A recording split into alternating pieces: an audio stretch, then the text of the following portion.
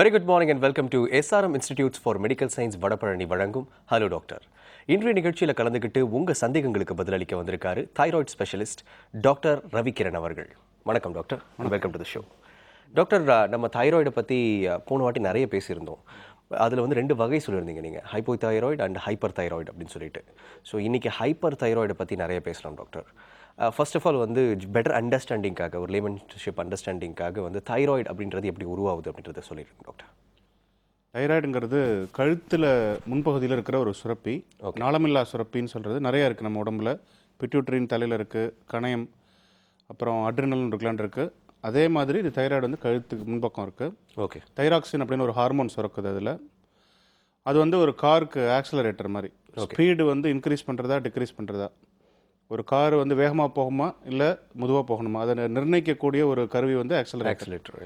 அதே மாதிரி இந்த திசுக்குள்ளே செல்லுக்குள்ளே அந்த வேலை வேகமாக நடக்கணுமா கம்மியாக நடக்கணுமா, எனர்ஜி வந்து நிறைய உற்பத்தி ஆகணுமா கம்மியாக உற்பத்தி ஆகணுமா, அதை வந்து நிர்ணயிக்கக்கூடிய ஹார்மோன் வந்து தைராய்டு ஹார்மோன். ஸோ அது வந்து very similar to accelerator in a car.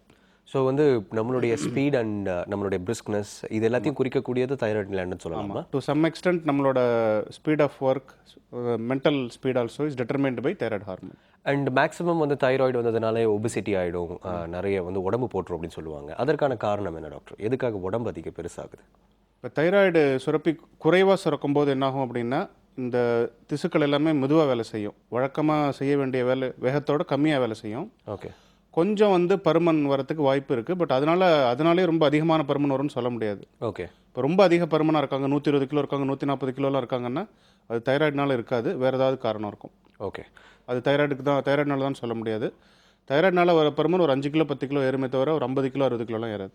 Okay doctor. So how thyroid வந்து எப்படி அதர் டிசீசஸோட டீல் பண்ணுது டாக்டர்? ஃபார் எக்ஸாம்பிள் ஆல்ரெடி ஒருத்தருக்கு டயபெட்டிக்கோ இருக்காரோ, இல்லை ஏதாவது கேன்சர் கூட இருந்தாலோ தைராய்டு எப்படி அதுக்கு டீல் பண்ணதோட? இப்போ ஜென்ரலாக வந்து ஒரு தைராய்டு குறைவாக சுரக்கக்கூடியவங்க வந்து கொஞ்சம் வந்து ஒரு மந்தமாக இருக்க வாய்ப்பு இருக்குது. அவங்க ட்ரீட்மெண்ட் எடுத்துக்கல அப்படின்னா ஜென்ரலாகவே எல்லா வேலையும் கொஞ்சம் மெத்தனமாக மெதுவாக செய்வாங்க.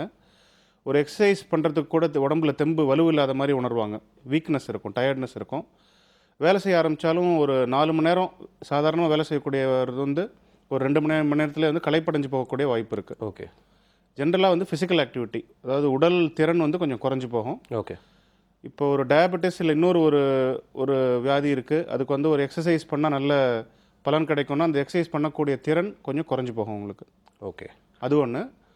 இரண்டாவது, இந்த எல்லா செல்லோட ஒரு ஊக்கத்தையும் இது ஜாஸ்தி பண்ணும். அப்படிங்கிறனால லிவரில் வந்து அந்த டாக்ஸின் அப்படின்னு சொல்கிறது, இந்த கெடுதி உண்டாக்கக்கூடிய ஒரு சில பொருட்கள், கெமிக்கல்ஸ், அதை வந்து டீடாக்ஸிஃபை பண்ணக்கூடியது லிவர்.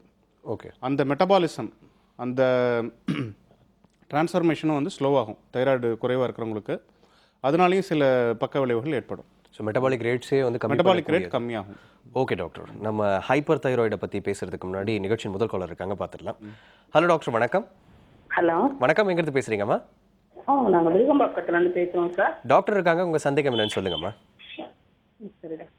சொல்லுங்க. ஹலோ. சொல்லுங்கம்மா. தைராய்டு இருக்கு டாக்டர். சரி. பிஎஸ்ஹெச் வந்து இப்போ 3 தான் டாக்டர் இருக்கு, 3.20 இருக்கு டாக்டர். சரி. இப்போ நார்மலா இருக்கு, அப்போ கூட அந்த வெயிட் அப்படியே தான் டாக்டர் இருக்கு, அதே மாதிரி தான் டாக்டர் இருக்கு. அதுக்கு என்ன டாக்டர் பண்ணலாம்? தைராய்டு மாத்திரை போட்டுக்கிறீங்களா? போட்டுக்கிறேன் டாக்டர். இப்போ தைராய்டு லெவல் எதுவும் சமீபத்தில் பார்த்தீங்களா? சரியா இருக்க அளவு? டாக்டர் 1 வீக் முன்னாடி தான் பார்த்தோம். இப்போ குறைஞ்சிருக்கு டாக்டர். 8.730 இருந்து இப்போ 3.20 வந்திருக்கு டாக்டர். அதான் நீங்கள் அந்த டிஎஸ்ஹெச் குறியீடு சொல்கிறீங்க, அது நார்மலாக இருக்குது, சரியான விகிதத்தில் இருக்குது. வெயிட் எவ்வளோ இருக்கீங்க? வெயிட் 78 இருக்கேன் டாக்டர். என்ன ஹைட்டுமா நீங்கள்? உயரம் என்ன? ஹைட் ஒரு 5.5 இருக்கேன் டாக்டர். கொஞ்சம் ஒரு 5 கிலோ ஒரு 10 கிலோ கூட தான் இருக்கீங்க. இது இப்போ தைராய்டு உங்களுக்கு நார்மல் வந்துருச்சு. வெயிட்டு குறையிறதுக்கு தைராய்டு எவ்வளோ பண்ண முடியுமோ இப்போ அது பண்ணியாச்சு ஆல்ரெடி. நீங்கள் வந்து இப்போ உணவு சாப்பிடக்கூடிய விதம், டெய்லி வந்து நீங்கள் தினசரி ஃபிசிக்கல் ஆக்டிவிட்டி, வேலை செய்கிறது, ஒரு நடக்கிறது, இதெல்லாம் வந்து கொஞ்சம் அதிகரிச்சுக்கணும். சாப்பாடு குறைச்சி கொஞ்சம் ஃபிசிக்கல் ஆக்டிவிட்டி அதிகரிச்சுக்கணும். தைராய்டு நார்மலாக இருக்குது உங்களுக்கு. கால் பண்ணதுக்கு ரொம்ப நன்றிம்மா. நிகழ்ச்சியை தொடர்ந்து பாருங்கள். அடுத்த காலர் இருக்காங்க, பார்த்துலாம் டாக்டர். எஸ். ஹலோ டாக்டர், வணக்கம். ஹலோ டாக்டர், வணக்கம். வணக்கம் சார். வணக்கம், எங்கேருந்து பேசுகிறீங்கம்மா? நான் இங்கே டி நகர்லேருந்து பேசுகிறேன். என் பேர் விஜயலட்சுமி. உங்கள் டவுட் என்ன கேளுங்க விஜயலட்சுமி, டாக்டர் இருக்காரு. இல்லை, எனக்கு ஆல்ரெடி எனக்கு தைராய்டு வந்து ஒரு 5 இயர்ஸாக இருக்குது. சரி. அது இல்லாமல் எனக்கு இப்போ நடுவில் கிட்னி ப்ராப்ளம் வேறு. எனக்கு பொட்டாசியம் லெவல் கம்மியாகி கிட்னி ப்ராப்ளம் இருக்குது. சரி. சம்டைம் அந்த காலையில் டேப்லெட் போடாமல் ஒரு 2 டேஸ் ஏதாவது மறந்துட்டா கால் வீங்குது. இங்கே ஆனால் அந்த டேப்லெட் கண்டினியூ பண்ணால் திருப்பி கால் வந்து இது சரியாயிடுது. ஆனால் டேப்லெட் போடுறப்போ இந்த கிட்னி டேப்லெட்டும் போடாமல் போட்டால் வேற எதுவும் ப்ராப்ளம் வருமா? இந்த கிரியாட்டினின் எவ்வளோ இருக்குமா உங்களுக்கு? கிரியாட்டினின் கிரியாட்டினி வந்து ரொம்ப அதிகமாக இருந்துச்சுங்க சார். எவ்வளோ இருந்துக்குமா?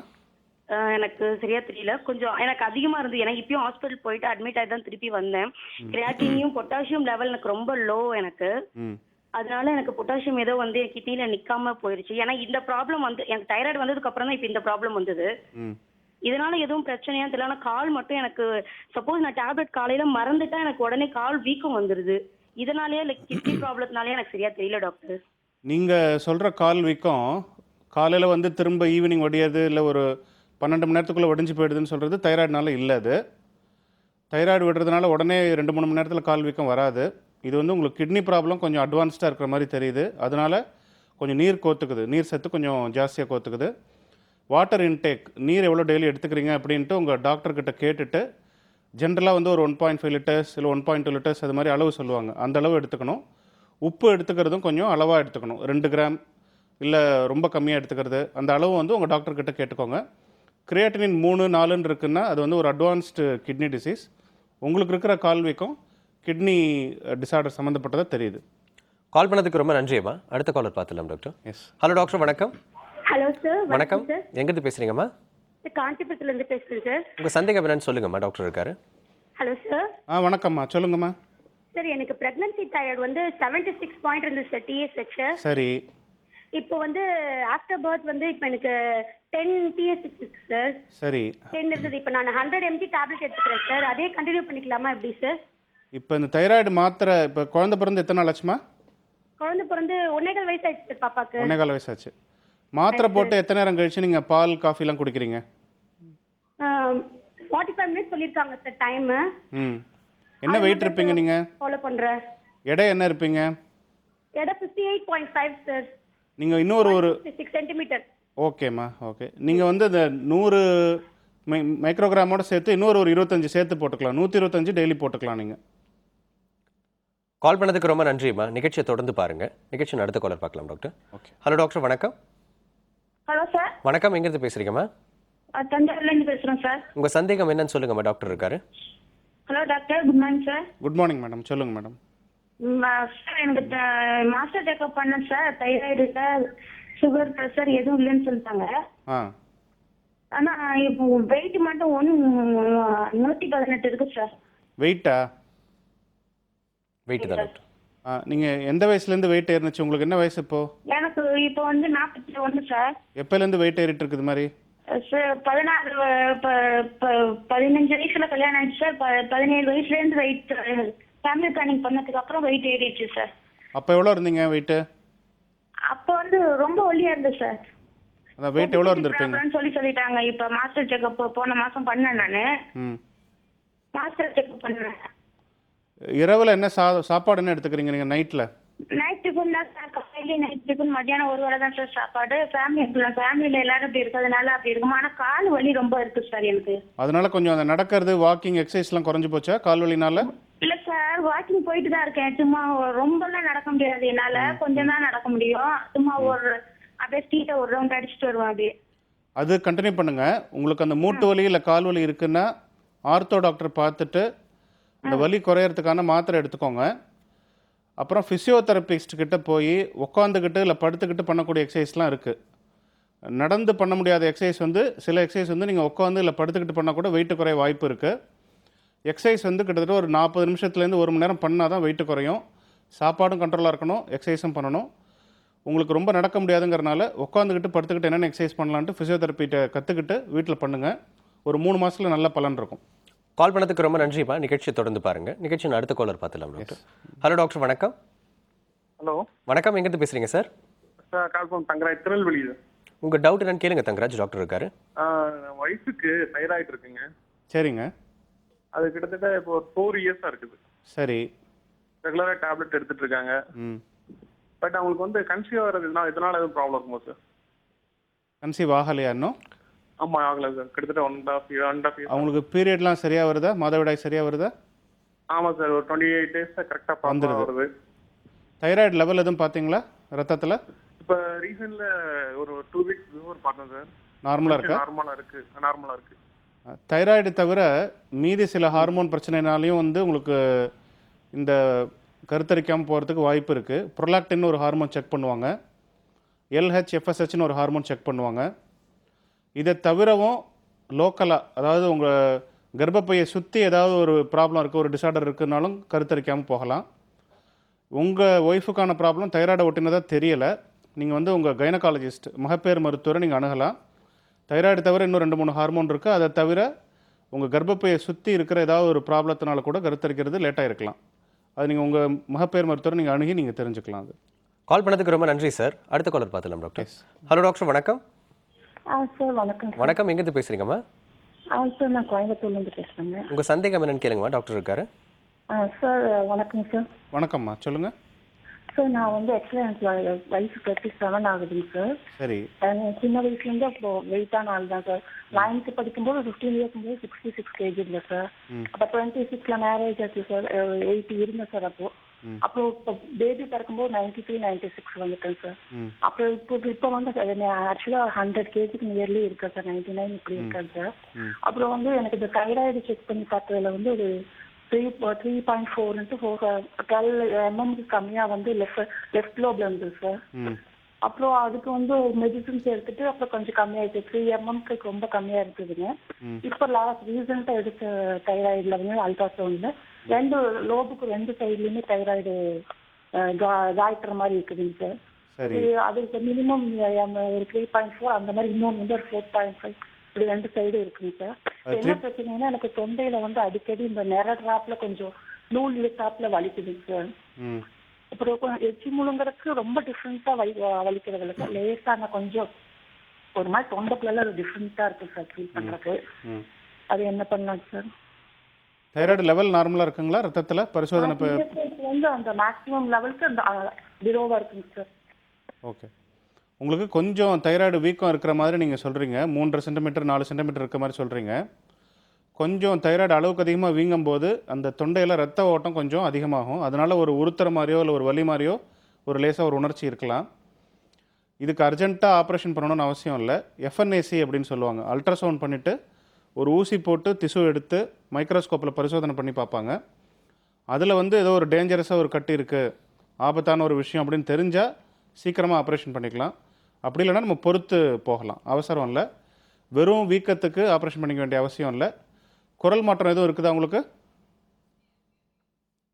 அந்த காலர் கட் ஆகிட்டாங்க டாக்டர். நீங்கள் சொல்லுங்கள் டாக்டர். குரல் மாற்றம் எதுவும் இருக்குது இல்லை உங்களுக்கு இப்போ ஒரு 3 மாதத்தில் திடீர்னு கழுத்து வீங்கிட்டாப்பில் உங்களுக்கு ஃபீல் ஆகுது, அது மாதிரிலாம் இருந்ததுன்னா உங்களுக்கு அருகாமையில் இருக்கிற ஒரு எண்டோக்ரைனாலஜிஸ்ட், ஹார்மோன் தைராய்டு ஸ்பெஷலிஸ்ட்டை அணுகுங்க. அவங்க பரிசோதனை பண்ணிவிட்டு உங்களுக்கு சொல்லிவிடுவாங்க. சென்னை வரீங்கன்னா நீங்கள் எங்கள் ஆஸ்பத்திரியில் பார்த்துக்கலாம். கால் பண்ணதுக்கு ரொம்ப நன்றிம்மா. நிகழ்ச்சி அடுத்த காலர்கிட்ட பேசலாம் டாக்டர். ஹலோ டாக்டர், வணக்கம். ஹலோ வணக்கம், எங்கேருந்து பேசுகிறீங்க? எங்கேருந்து பேசுகிறீங்கம்மா?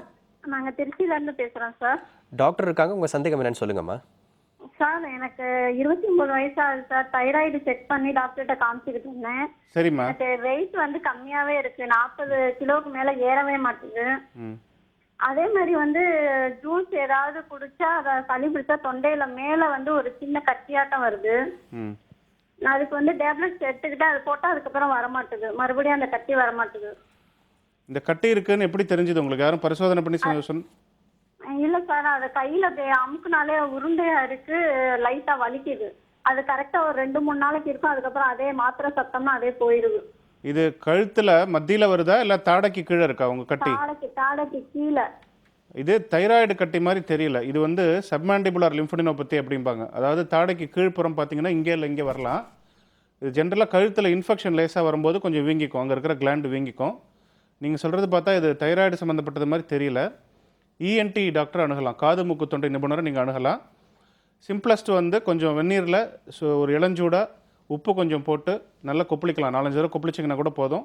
இந்த மழை சீசனுக்கு இது மாதிரி அடிக்கடி ஒரு இன்ஃபெக்ஷன் வருது காமன் தான், இது பண்ணாலே போதும். கால் பண்ணதுக்கு ரொம்ப நன்றிமா. நிகழ்ச்சி தொடர்ந்து பாருங்க. நிகழ்ச்சி அடுத்த காலர் கிட்ட பேசலாம் டாக்டர். ஹலோ டாக்டர், வணக்கம். ஹலோ வணக்கம். டாக்டர். Good morning. எங்கேருந்து பேசுறீங்க? சென்னையில இருந்து பேசுறோம். சொல்லுங்க. சொல்லுங்கம்மா. Hello doctor. சொல்லுங்கம்மா. Good morning. எனக்கு ஒரு 6 மந்த்ஸா தைராய்டு இருக்கு சார். கன்சீவ் ஆயிருந்தேன். அதுக்கப்புறம் செக் பண்றதுக்கு அப்புறம் தான் தைராய்டு இருக்குன்னு தெரிஞ்சுது. ஜனவரில கன்சீவ் ஆயிருந்தேன். அப்புறம் 72 டேஸ் இருந்தது. அப்புறமா திடீர்னால அபார்ட் ஆயிடுச்சு. அது என்ன ப்ராப்ளம் தெரியல. அப்போ தைராய்டு வந்து 23 இருந்தது. அதுக்கப்புறம் 30 டேஸ்ல பீரியட்ஸ் எல்லாம் கரெக்டா வந்தது. அப்புறம் இந்த லாஸ்ட் 2 மந்த்ஸ்ல ஃபர்ஸ்ட் மந்த் வந்து 35 டேஸ்ல, அதுக்கப்புறம் இந்த மந்த் வந்து 27 டேஸ்லயே பீரியட்ஸ் வந்துருச்சு.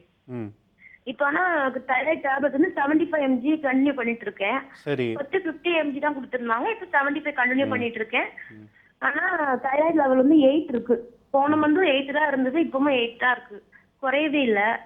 அதான் என்ன ப்ராப்ளம்னு தெரியல. என்ன வெயிட் இருப்பீங்கம்மா? 70 இருக்கேன்.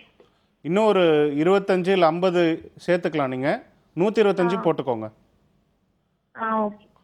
75ஓட கூட ஒரு 50 சேர்த்துக்கோங்க டெய்லி. கால் பண்ணதுக்கு ரொம்ப நன்றிமா. நிகழ்ச்சியை தொடர்ந்து பாருங்க. அடுத்த காலர் கிட்ட பேசலாம் டாக்டர். ஹலோ டாக்டர், வணக்கம். ஹலோ டாக்டர், வணக்கம். ஓகே, காலர்ஸ் இல்லைங்க சார். டாக்டர், இப்போ இந்த ஹைப்பர் தைராய்டு பற்றி நம்ம சொல்லிட்டு இருந்தோம். அந்த ஹைப்பர் தைராய்டை பற்றி பேசுகிறதுக்கு முன்னாடி ஒரு காலர் கேட்டிருந்தாங்க, இந்த மாதிரி பொட்டாசியம் லெவல் எனக்கு வந்து அதிகமாக இருந்தது, கிரியேட்டின் லெவல் அதிகமாக இருந்தது. ஸோ அதுக்கும் தைராய்டுக்கும் என்ன சம்மந்தம் இருக்குது டாக்டர்? நேரடியான சம்மந்தம் இல்லை. ஓகே. அது வந்து கிட்னி டிசார்டர்னால அது. அப்போ வந்து இந்த எலக்ட்ரோலைட்ஸ், தாது உப்புகள், சால்ட் லெவல் வந்து ஏறும் இறங்கும். அது மாதிரி தான் உங்களுக்கு வந்து பொட்டாசியம் கம்மியாக இருந்ததுன்னு சொல்லியிருந்தாங்க. ஓகே. கிரியாட்டினுங்கிறது ஒரு marker of kidney function. Okay. Kidney problem வரும்போது நம்ம கிரியாட்டின் லெவலை வச்சு கிட்னி எவ்வளோ தூரம் வந்து பழுதுபட்டிருக்கு அப்படின்னு தெரிஞ்சுக்கலாம். அவங்களுக்கு வந்து கொஞ்சம் அட்வான்ஸ்டு ரீனல் டிஸ்ஃபங்க்ஷன் இருந்தது. நேரடியான சம்பந்தம் இல்லை. ஓகே. அண்ட் தென் இன்னொரு காலர் கேட்டிருந்தாங்க, அவங்களுக்கு வந்து இந்த டான்சில்ஸ் அந்த மாதிரியாக இருந்ததா, அந்த தைராய்டுக்கும் டான்சில்ஸுக்கும் எந்த வகையில் ஏதாவது சம்மந்தம் இருக்குமா டாக்டர்? தைராய்டும் டான்சிலும் அருகாமையில் இருக்குன்னு சொல்கிறத தவிர வேறு எந்த சம்மந்தமும் இல்லை. சம்மந்தமும் இல்லை. டைரக்டாக ரிலேஷன் கிடையாது. அதே மாதிரி சைனசைட்டிஸ் அதுக்கும் இந்த தைராய்டுக்கும் ஏதாவது இல்லை, நேரடியான தொடர்பு இல்லை. Okay doctor. ஸோ அந்த ட்ரீட்மெண்ட்டுக்கு டேப்லெட் எடுக்கும்பொழுது இதுக்கும் எடுத்துக்கலாம் சைமல்டேனியஸாக? தைராய்டு ப்ராப்ளம் இருக்குன்னா அதுக்கு கட்டாயம் தனியாக எடுத்துக்கணும். சைனசைட்டிஸ், டான்சிலுக்கு வந்து ட்ரீட்மெண்ட் தனி.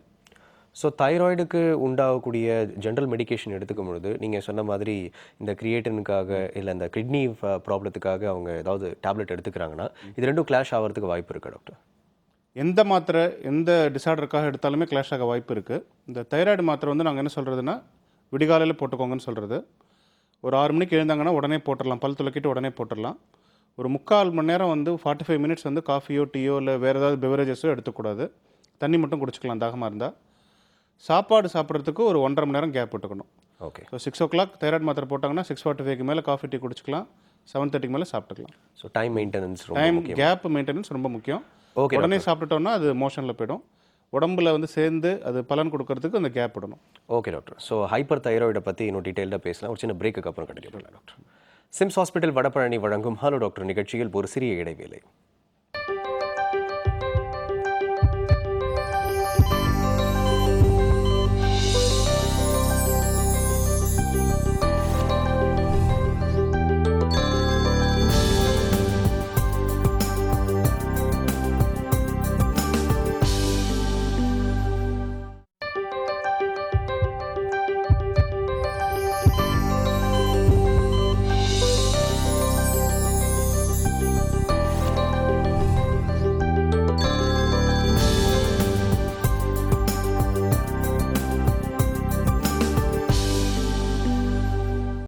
Welcome back to SIMS hospital Vadapalani வழங்கும் ஹலோ டாக்டர். டாக்டர், இந்த ஹைப்பர் தைராய்டு அப்படின்றது எதை மீன் பண்ணுது டாக்டர்? ஹைப்பர் தைராய்டுனா என்ன ஃபர்ஸ்ட் ஆஃப் ஆல்? ஹைப்பர்னா எக்ஸஸ், அதிகம்னு அர்த்தம். எக்ஸ்ட்ரா. ஓகே. அதிகமாக தைராய்டு ஹார்மோன் சுரக்கிற அந்த ஸ்டேட் அது வந்து ஹைப்பர் தைராய்டிசம்னு சொல்கிறது. நான் முன்னமே சொன்ன மாதிரி இந்த கார் அக்ஸலரேட்டர் மாதிரி ஸ்பீடு கண்ட்ரோல் பண்ணக்கூடிய ஒரு கெமிக்கல் தைராய்டு ஹார்மோன். ஹைப்பர் தைராய்டிசமில் எக்ஸஸாக தைராய்டு சுரக்கிறனால என்ன ஆகும்னா எல்லா செல்லுமே வந்து துரிதமாக வேலை செய்யும். அளவுக்கு அதிகமாக துரிதமாக வேலை செய்யும். அதனால் வந்து ஒரு செல் லெவலில், திசு லெவலில் பார்த்தா அந்த சூடு, அந்த வெப்பம் உற்பத்தி அதிகமாக இருக்கும். பட் அது வந்து அளக்கக்கூடிய வெப்பம் இல்லை, செல் திசு லெவலில் இருக்கிற வெப்பம். ஓகே. எனர்ஜி வந்து ஃபுல்லாக ஹீட்டாக கன்வெர்ட் ஆகும் நிறையா பாடியில். அப்போ வந்து எனர்ஜி வந்து அவங்களோட ஆக்கத்துக்கு, அவங்க வேலை செய்கிறதுக்கு யூஸ் ஆகாமல் நிறைய வேஸ்டட் எனர்ஜி நிறையா இருக்கும். ஓகே. ஹார்ட் வந்து ரொம்ப துரிதமாக வேலை செய்யும். டாக்கிகார்டியா அப்படின்னு சொல்கிறது. ஹார்ட் ரேட் பார்த்திங்கன்னா ஒரு 100 மேலே இருக்கலாம். கை கால் நடுக்கம் இருக்கும். மசிலில் வந்து ஓவராக வந்து செல்லாம் வேலை செய்யும்போது கை நடுக்கம் இருக்கும். ரொம்ப ஸ்வெட்டிங் இருக்கும். வேர்த்து ஒன்று ரொம்ப ஒரு ஏசி ரூமில் உட்காந்துருப்பாங்க, வேர்த்து விட்டுட்ருக்கும்.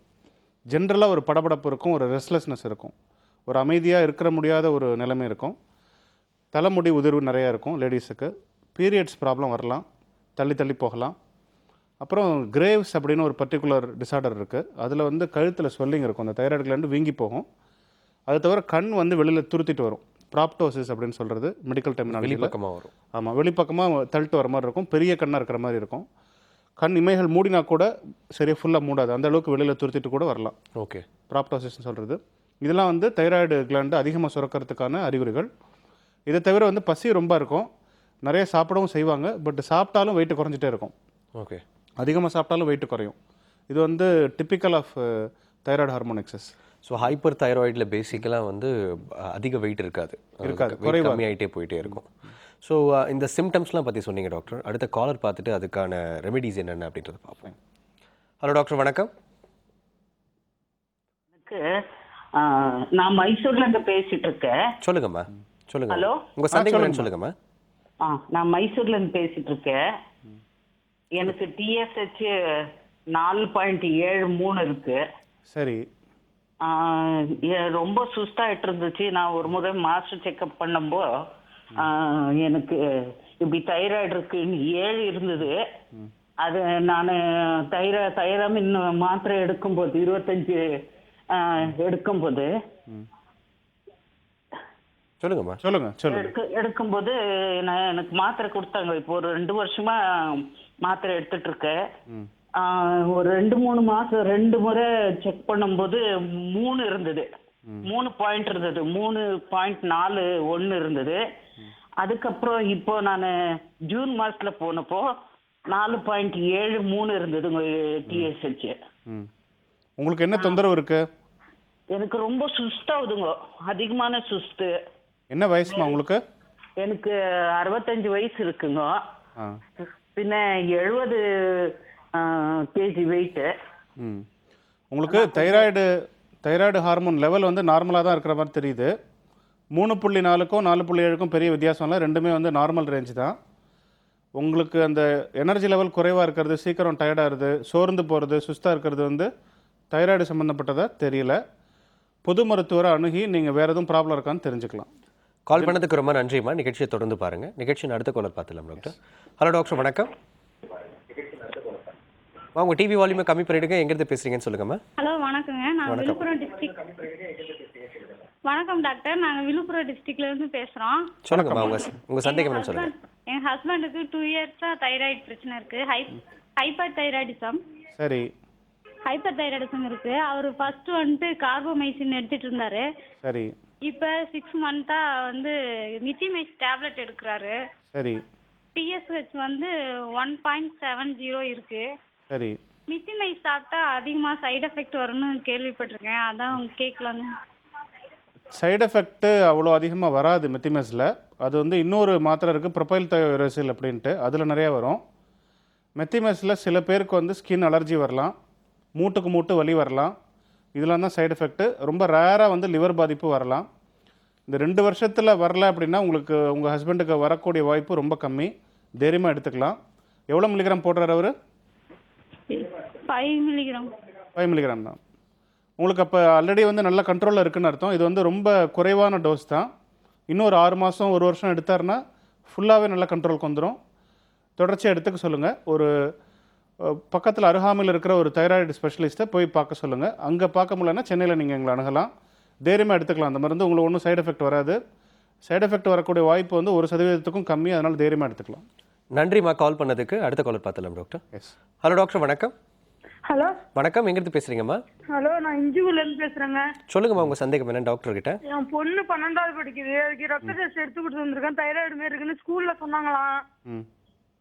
அதுல இருந்து ஒரே ஆள் அழுவிட்டு சாப்பிடவே இல்லைங்க. எனக்கு மனசு கஷ்டமா இருக்கு. இப்போ தைராய்டு வந்து பெண்களுக்கு வந்து ஒரு 10லேருந்து 20% பெண்களுக்கு வரலாம்.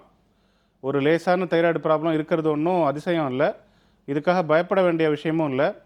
உங்கள் பொண்ணுக்கு குறைவாக இருக்கா இல்லை அதிகமாக இருக்கா தைராய்டு ஹார்மோன் சுரக்கிறது? இல்ல சார், நேற்று முந்தா நாள் தான் கொடுத்துட்டு வந்திருக்கேன். நாளைக்கு வர சொல்லியிருக்காங்க டெஸ்ட்டுக்கு. ரத்த டெஸ்ட் கொடுத்துட்டு வந்திருக்கேன். இருக்கு ஆனா இல்லை இல்லை, அதை பற்றி நீங்கள் இப்போ தெரியறதுக்கு முன்னாடியே நீங்கள் கவலைப்பட்டு பிரயோஜனம் இல்லை. ரிப்போர்ட் முதல்ல வாங்கிக்கோங்க, வாங்கிட்டு எங்களுக்கு தெரிவிங்க. கால் பண்ணதுக்கு ரொம்ப நன்றிம்மா. அடுத்த காலர் பார்த்தலாம் டாக்டர். ஹலோ டாக்டர், வணக்கம்.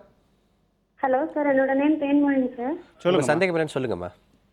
சார், என்னோட ஹஸ்பண்ட்காக கேட்கணும். அவருக்கு வந்து T3 வந்து 130 இருக்கு, சரி, T4 வந்து 8.7 இருக்கு, TSH வந்து 6.08 இருக்குங்க சார். ஆக்சுவலா முன்னாடி சொல்லியிருக்காங்க தைராய்டு இருக்க மாதிரி இருக்குன்னு, பட் அவர் ட்ரீட்மெண்ட்டே எடுத்துக்கல. ஒரு 2 இயர்ஸா யோகா மட்டும் பண்ணிட்டு இருக்காங்க, அதிலே மெயின்டைன் பண்றேன் அப்படின்னு சொல்லி. அவரு PT டீச்சர் அவரு. கழுத்தில் எதுவும் அவருக்கு சொல்லிங்க இருக்கா? தைராய்டு கிளாண்டு சுரப்பு வீக்கம் எதுவும் இருக்கா? ஸ்வெல்லிங் இருக்குங்க சார், மைல்டா ஸ்வெல்லிங். அது இப்பதான் ரெடியூஸ் ஆயிட்டே வருது அப்படிங்கிறாரு, பட் முன்னாடி ஸ்வெல்லிங் அதிகமா இருந்தது அப்படின்னு சொல்றாங்க. தைராய்டு மாத்திரை முன்னாடி எடுத்துட்டு இருந்தாரா இல்லை இது வரைக்கும் எடுத்ததே இல்லையா? இது வரைக்கும் எடுத்ததே இல்லைங்க சார். ஒரு 2 இயர்ஸ் முன்னாடி தான் சொல்லியிருக்காங்க, பட் அவர் அப்ப செக் பண்ணவும் இல்லை. என்னோட சாட்டிஸ்ஃபேக்ஷனுக்காக நான் செக் பண்ணி பாருங்க அப்படின்னு சொன்னதுனால செக் பண்ணாங்க. இப்போ ரீசெண்டாக செக் பண்ணி 2 months ஆகுதுங்க சார். தைராக்சின், அந்த